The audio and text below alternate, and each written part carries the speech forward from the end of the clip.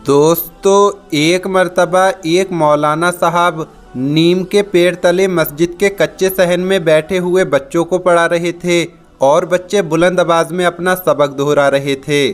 जैसे ही कोई बच्चा ज़रा भी गलती करता तो मौलाना साहब उसे फ़ौरन ठीक करवा देते। बच्चे अपनी अलग अलग आवाज़ में सबक पढ़ रहे थे। इतने में अचानक मौलाना साहब को एक गंभीर सी आवाज़ आई। आवाज़ सुनकर मौलाना साहब हड़बड़ा गए।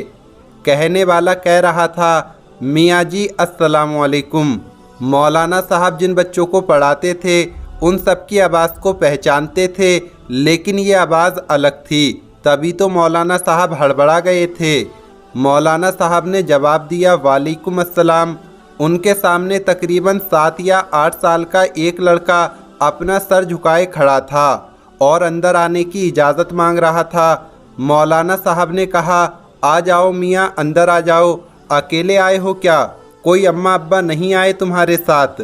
ये सुनते ही लड़का सब बच्चों को फलांगता हुआ मौलाना साहब के करीब आकर हाथ बांधकर खड़ा हो गया। उसकी नज़रें झुकी हुई थीं। उसने मौलवी साहब के सवालात का कोई जवाब नहीं दिया। शायद वो मौलवी साहब के अगले सवालों का मुंतज़िर था। मौलाना साहब को खुद ही पूछना पड़ा कि क्यों मियाँ, कौन हो तुम और कहाँ से आए हो? क्या कुछ पढ़ना चाहते हो? बच्चे ने जवाब दिया, जी हाँ मौलवी साहब, आप मुझे अपनी शागिर्दी में ले लीजिए। मौलवी साहब उसके मासूम सरापे में खो गए थे, लेकिन उस बच्चे की आवाज़ थोड़ी अलग थी। वो उसे घूरते हुए बोले, क्या तुम्हारा ताल्लुक़ इसी गांव से है? यहाँ तो लोग पंजाबी भी ठीक तरह से नहीं बोल पाते और तुम हो के उर्दू बोल रहे हो। लड़का ज़रा सा भी नहीं घबराया और बोला, वो दरअसल मौलाना साहब, मैं इस सामने वाले जंगल के पीछे जो गांव है वहां से आया हूं, जहां नदी बहती है। आपको तो पता ही है, पिछले महीने मूसलाधार बारिशों की वजह से वहां सैलाब आ गया था और इससे बहुत सारे दरख्त भी उखड़ गए थे, लोगों के घर भी बह गए थे, हमारा घर भी इसी में डूब गया था। इसी तरह मैं अपने वालिदैन से बिछड़ गया और अब मैं चाहता हूं कि मैं आपके पास रहूं, क्योंकि इस गांव के तमाम बच्चे आपसे फैज़याब होते हैं। मैं आपके साथ रहना चाहता हूं। मौलवी साहब ने जब उसकी ये बात सुनी तो हैरत से बोले, लड़के तुम्हारी उम्र क्या है? कद काट से तो तुम 7 या 8 साल के लगते हो, मगर बातचीत तो बड़ों जैसी करते हो। बच्चे ने कहा, मैं 13 साल का हूँ, बीमारी की वजह से मेरा कद छोटा रह गया। उसकी ये बात सुनकर तमाम बच्चे खिलखिलाकर हंसने लगे।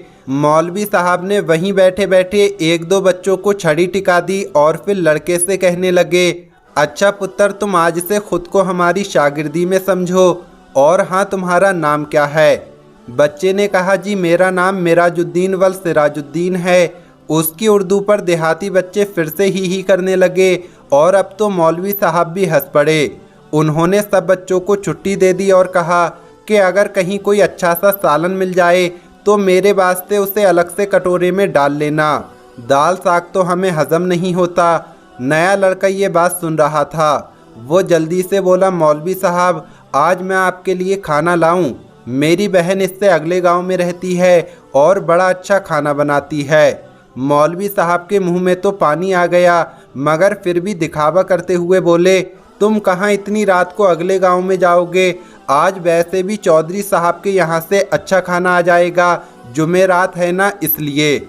इसके बाद उस नए लड़के को एक बड़े से हुजरे में, जहाँ बाकी सारे तुलबा रहते थे, वहाँ पहुँचा दिया गया और वो बच्चा सबके साथ खजूर की चटाई पर सो गया।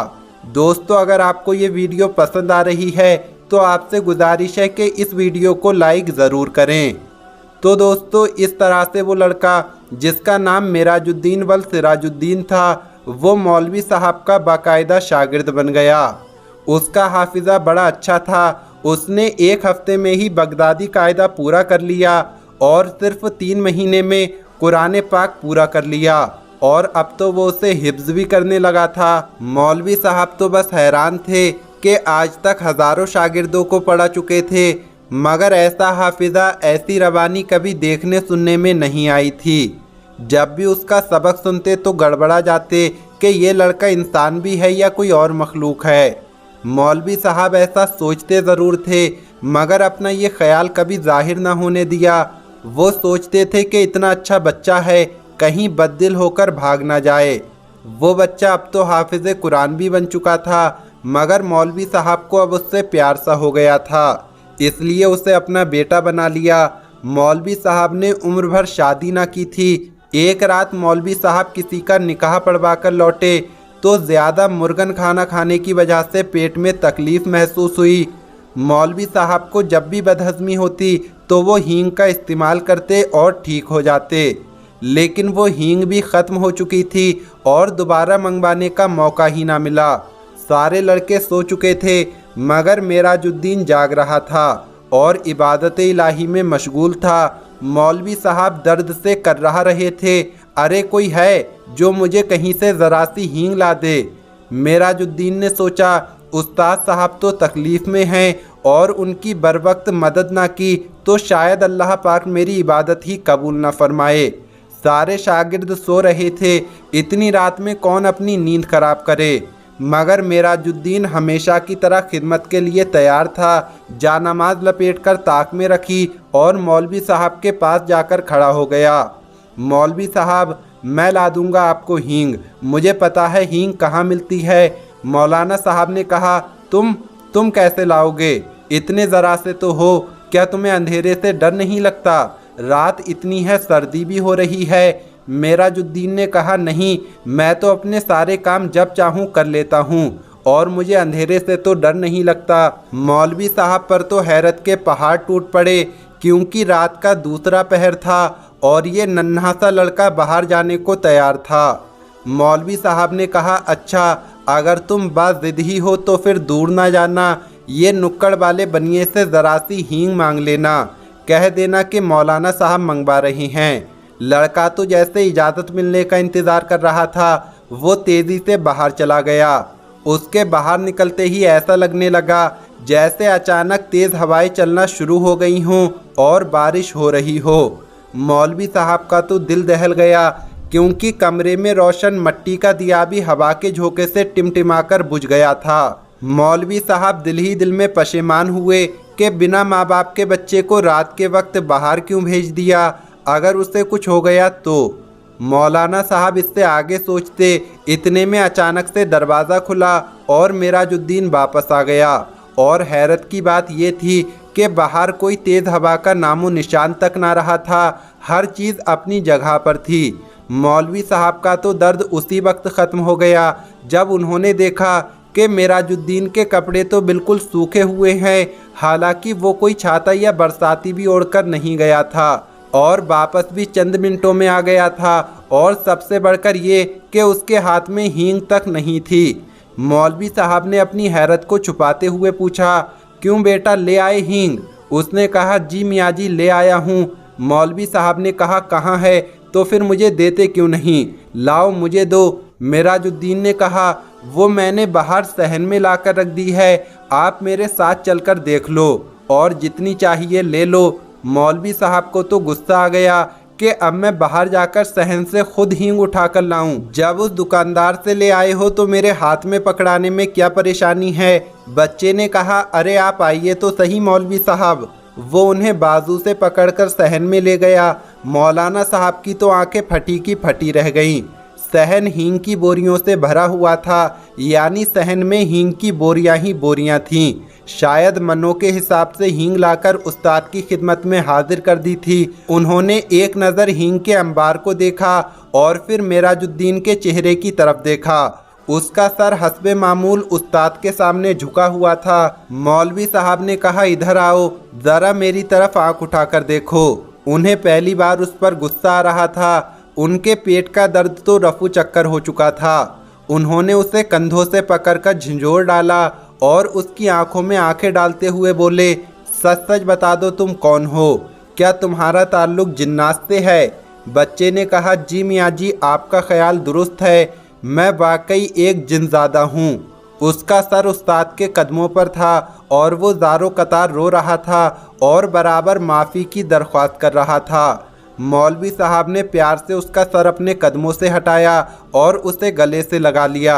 उसने बताया कि इसी नीम के पेड़ पर, जिसके नीचे सारे बच्चे बैठकर कुरान पाक पढ़ते हैं, यहाँ पर मेरा बसेरा है। मैं रोज़ाना कुरान पाक की तिलावत सुना करता था। तब मेरा भी दिल चाहा कि आपकी शागिर्दी में आऊं।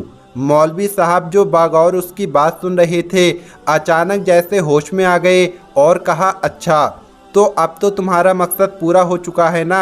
तुम कुरान पाक के हाफिज़ भी बन चुके हो। बेशक तुमने आज तक मुझे शिकायत का कोई मौका नहीं दिया, लेकिन मुझे खदशा है कि अगर किसी दिन तुम्हें किसी बात पर गुस्सा आ गया और अनजाने में तुमने अपनी ताकत का मुजाहिरा कर दिया तो तब क्या होगा।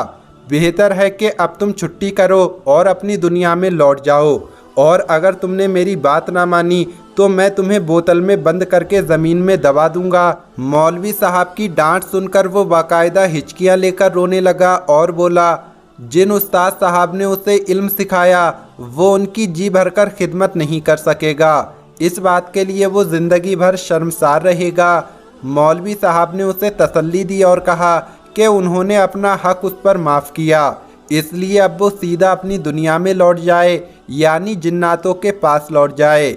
मेराजुद्दीन मौलवी साहब को अल्लाह हाफिज़ कहकर किसी नन्हे से बच्चे की तरह दरवाज़ा खोलकर कोठरी से बाहर चला गया। मौलवी साहब को उसकी आंसू भरी आंखें रात भर रुलाती रहीं। मौलवी साहब की हिदायत पर हमेशा के लिए लौट जाने से पहले उसने हींग भी वापस गोदाम में पहुंचा दी थी। इस बात को काफ़ी साल बीत गए और मौलवी साहब समेत सब लोग उसे भूल भाल गए, क्योंकि वो जिन ज़्यादा दोबारा कभी लौट कर नहीं आया। मौलवी साहब ताबीज़ गंडे के भी माहिर थे। अक्सर गांव की नौजवान लड़कियों पर जब कभी हिस्टेरिया का दौरा वगैरह पड़ता और माँ बाप उसे जिन भूत वगैरह की कारस्तानी समझते तो वो मौलाना साहब के पास आते और वो लड़की फिर से ठीक हो जाया करती। एक मर्तबा एक लड़की को मौलवी साहब के पास लाया गया। वो लड़की बिना पानी के मछली की तरह तड़प रही थी और बार बार सर पटक रही थी। उसकी आंखें अंगारों की तरह लाल हो रही थीं, बाल बिखर गए थे। मौलवी साहब को वो लड़की बाकी लड़कियों से अलग नज़र आई। उन्होंने उस पर कुछ पढ़कर फूंका और अपना अमल जारी रखा।